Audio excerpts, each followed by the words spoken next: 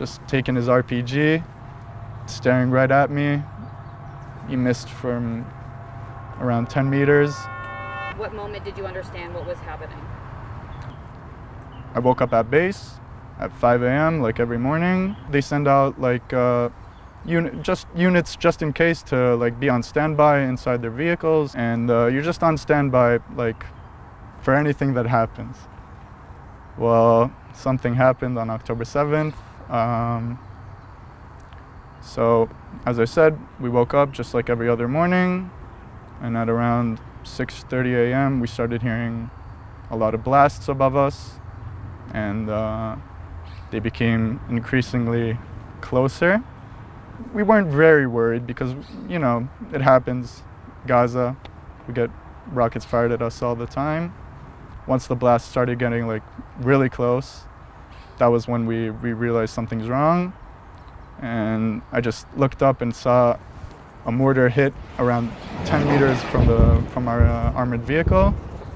And at that point I knew, well, we have to go somewhere. We have to go somewhere which is safe because the vehicle isn't armored against mortars. And we had a really big dilemma. We had a dilemma because we were the medical unit which was in charge of all the forces which were on field. But at the same time, we knew if we stayed outside, then we might die. And at that point, we started getting calls on the radio, which said like that there were terrorists going into all the nearby yeshuvim. One of my friends was saying, well, if they're on all the yeshuvim, then they're about to be here. Pretty much at that moment, I realized what was going on. Everyone ran out from the migunit to go and get their clothes. Mortars are dropping all the time. There's a red alert, missiles, everything.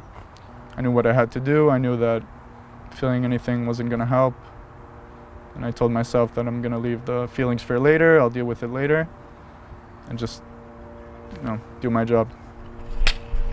That moment, I started hearing fires, shots from the Shin Gimel, from the base's entrance, and I realized that there are terrorists right inside the base. They were wearing all kinds of like mixed gear. Everyone was dressed differently. Each one had his own vest. They all had AK-47s. We started taking cover, and we're waiting for them. And then I saw around 6 or 7 terrorists just running to the other side of the base, going in. We started returning fire. We had grenades dropped on us. I remember very vividly one of the Nukhba soldiers just taking his RPG, staring right at me. He missed from around 10 meters. And pretty much from the first shot that I fired, I couldn't hear anything. And pretty much I started hearing beeps and sounds, and I couldn't listen to anything. We were worried that they were gonna flank us. So we went deeper into the base and started taking covers from there. We saw a few terrorists which were trying to go around us. We killed them. We were getting calls which were injured soldiers, and they were located in a specific migunit in the other side of the base. It was a very tough gunfight because we had to go through a major part of the base to get to them. After another half an hour of battling it out, we finally managed to get there. And then I see on the floor around 10 of my good friends, each one with a different type of injury. And we started taking care specifically of what their injuries were. I was appointed to a friend called Shoam. Shoam had he lost a major part of his jaw, and he couldn't breathe very well. So I was appointed to pretty much sustain his breathing and to clear out the blood that was pouring into his neck. So I was with him about 6 hours until the first helicopter arrived, which we didn't understand what was happening because, you know, 6 hours for a helicopter is something that never happens. I started realizing that what was happening wasn't gonna happen, wasn't like a specific point in our base. It was happening all around, and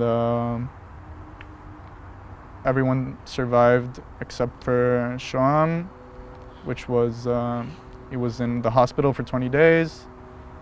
Then he didn't survive his injuries. They donated his organs, and he saved 5 people. Yeah, that was October 7th for me. I very much believe that in order to keep their death not in vain, we have to live on. We have to enjoy life and respect their legacy and their memory.